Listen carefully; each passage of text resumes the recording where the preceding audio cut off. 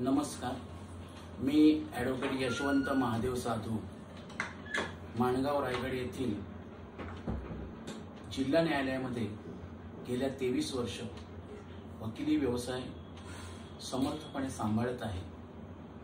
माझे प्राथमिक शिक्षण म्हणजे इयत्ता 10वी पर्यंतचे शिक्षण मराठी माध्यमातून मुक्काम पोस्ट मांदाड, तालुका तळा, जिल्हा रायगड येथे झालेले असून त्यानंतरचे BCom पर्यंतचे शिक्षण आंबेडकर कॉलेज वडाळा, मुंबई आणि त्यानंतर पूर्ण लॉचे शिक्षण हे रुपारेल कॉलेज किंवा न्यू लॉ कॉलेज दादर येथे पूर्ण झालेले आहे। मी आज आपणासमोर लॉ म्हणजेच लीगल ॲडवाइस विस्डम हा चॅनल घेऊन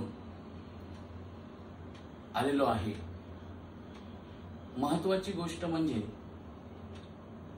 मी निश्चितपणे हा चॅनल नवीन वकील मित्र जे ज्युनियर्स असतात आणि वकिली व्यवसायामध्ये येऊ इच्छिता त्यांच्यासाठी सुरू केलेला आहे। मुद्दामहून हा कार्यक्रम किंवा हा चॅनल सुरू करण्याचा हेतू असा आहे की काही ज्युनियर्स वकील मित्र ज्या वेळेला वकिली व्यवसायामध्ये पदार्पण करतात त्यावेळेला पहिल्या दिवसापासून त्यांचे कोर्टातील वागणे कसे असावे, कोर्टात कसं अपीयर व्हावं, सुरुवातीला ज्युनियर्स म्हणून काही प्रॉब्लेम फेस करावे लागतात, त्यानंतर कायदा आणि त्याचबरोबर वकिलीचे बेसिक ज्ञान याबाबत तुम्हाला माहिती देण्यासाठी हा व्हिडिओ किंवा हा चॅनल मी सुरू केलेला आहे। मी ज्या वेळेला वकिली व्यवसायामध्ये आलो सन 2002 मध्ये, त्यावेळी मी कोणत्याच सिनियरला माझे गुरु म्हणून असे निश्चित केले नाही। मी स्वतःच्या हिमतीवर वेगवेगळे जे काही आजूबाजूला सिनियर्स लोक होते त्यांना काही अडलं नडलं तर विचारून स्वतःची वकिली किंवा वकिली व्यवसाय सुरू केला आणि बोलता बोलता मी या वकिली व्यवसायामध्ये उतरलो। सुरुवातीला काही वकील मित्र जे या व्यवसायामध्ये येतात ते निश्चितपणे कशा प्रकारे वकिली करायला पाहिजे किंवा कशा प्रकारे आपण वकिलीमध्ये उतरायला पाहिजे याचं ज्ञान त्यांना नसतं। पण मी आपल्या सर्वांना मुद्दाम सांगू इच्छितो की कमीत कमी वकिली व्यवसायाचे बेसिक ज्ञान आपल्याला असणं गरजेचं आहे। कारण जे काही आपल्या कॉलेजमध्ये शिकवलं जातं ती कॉलेजचं शिक्षण आणि प्रॅक्टिकल वकिली यामध्ये जमीन आसमानाचा फरक आहे। जे आपण कॉलेजमध्ये शिकतो ते बहुतांशी काहीच आपल्या प्रॅक्टिकल लाईफमध्ये किंवा वकिलीमध्ये म्हणावं तसं उपयोगी पडत नाही। तर आपल्याला बेसिक ज्ञान आपण वकिलीचं घेऊनच आपण या व्यवसायामध्ये उतरलो पाहिजे।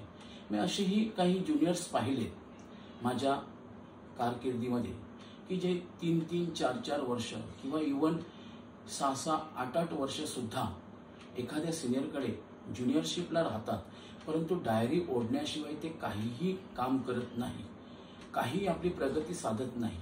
तर असं राहणं योग्य नाही।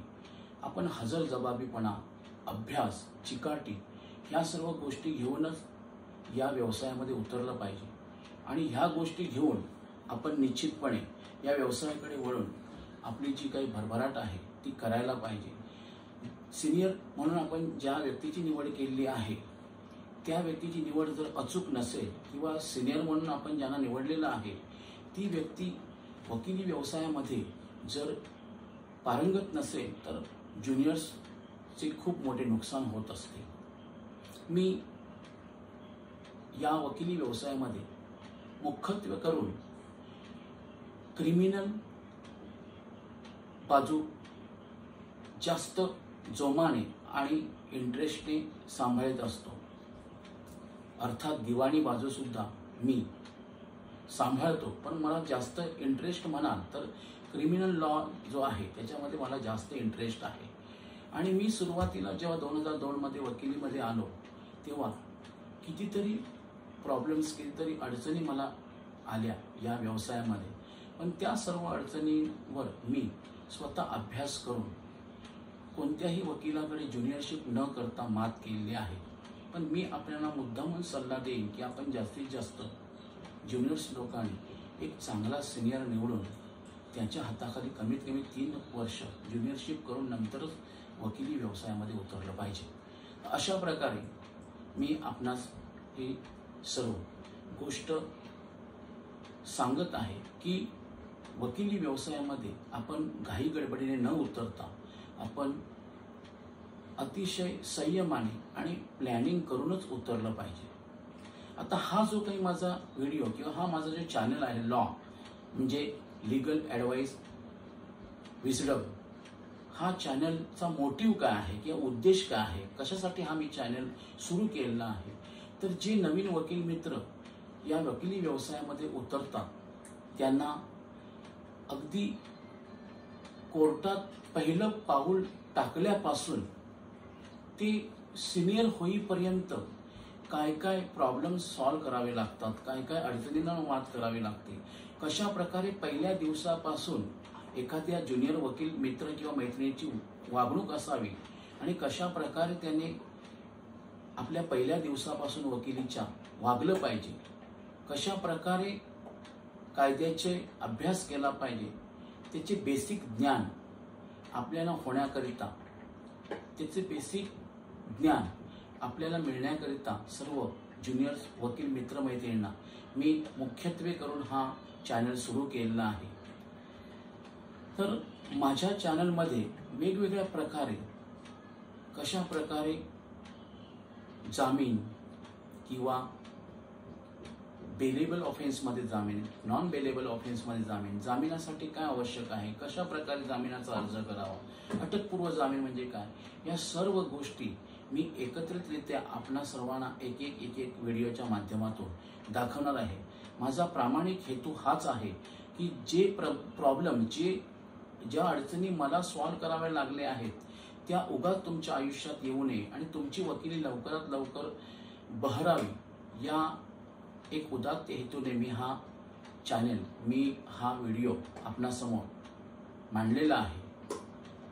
माझी विनंती आहे की आपण लॉ डिपार्टमेंटमध्ये काम करणारे किंवा ज्युनियर्स वकील मित्र मैत्रिणी किंवा लॉच्या कोणत्याही शाखेमध्ये संलग्न असणारे जे माझे सर्व वकील मित्र मैत्रिणी आहेत, विशेषतः ज्युनियर वकील मित्र मैत्रिणी, त्यांनी माझे व्हिडिओ जे आहेत ते आपल्या जास्तीत जास्त मित्रमैत्रिणींकडे शेअर करावे.